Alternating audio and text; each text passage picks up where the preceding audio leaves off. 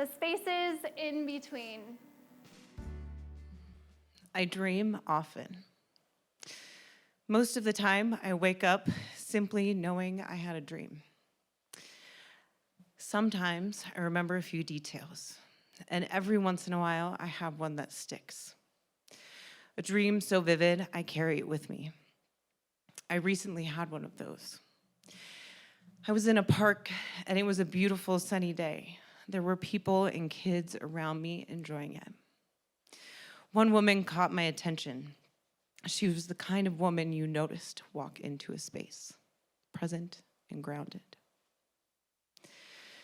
As I got closer, I noticed more. First, that she looked strong. Next, that she had a scar that wrapped all the way around her body in line with her heart.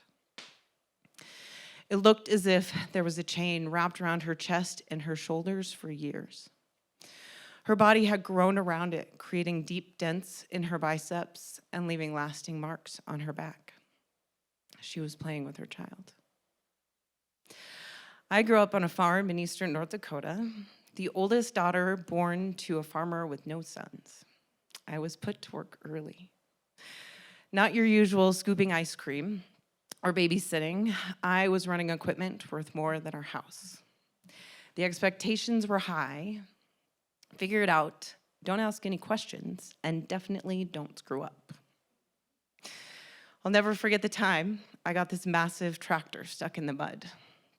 I was probably about 14, messy bun on top of my head, cut off t-shirt tucked into my sports bra straps, and muddy boots that matched my dad's. I was standing alone in this 160-acre field next to a tractor with 8 tires all taller than me.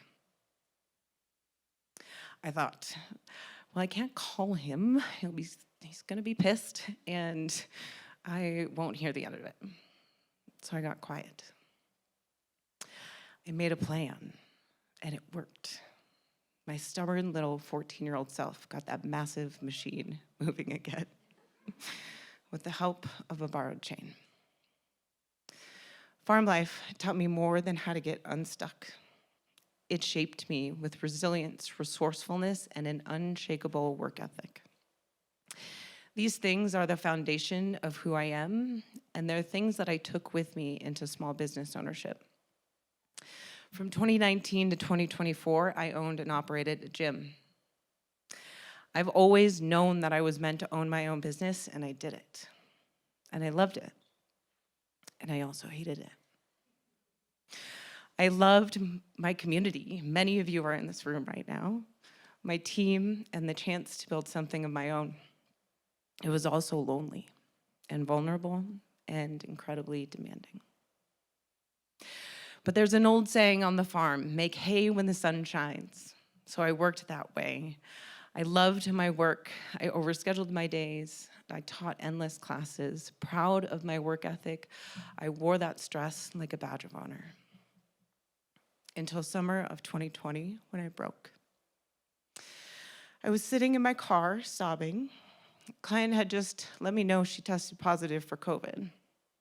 I wasn't scared of the virus. It was everything else. Business, pregnant with my rainbow baby, my husband just quit his job to start his own business, all in the middle of a global pandemic. I had to quarantine, and honestly, thank God. After a year of making hay, my body, my brain had nothing left.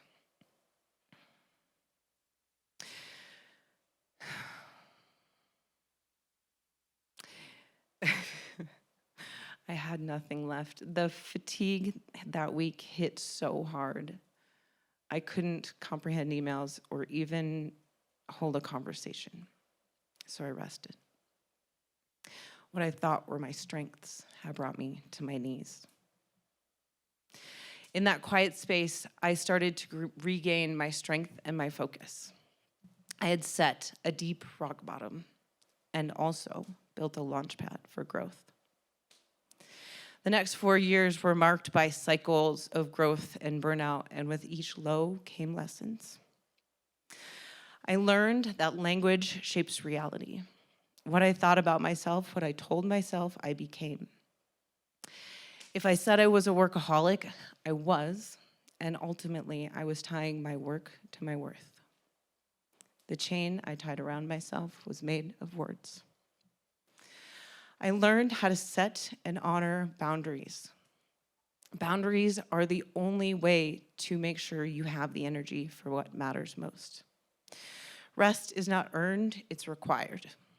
Saying no is not rejection, it's respect. When I honor my limits, so do others, and my energy expands. My strengths without boundaries aren't strengths at all.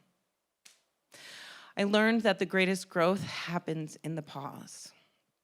The gym taught me that strength is built in recovery, not in the lifting itself, and life is no different. My greatest periods of growth happened in that pause, the reflection, the space between. That pause is not empty, it's where my strength grows. I now know that that scarred woman is me, the chain, my own, but I am not her. I am still learning to give myself grace, to honor my limits, and to pause. Because every visit to the space between brings me back to myself. And I am the woman of my dreams.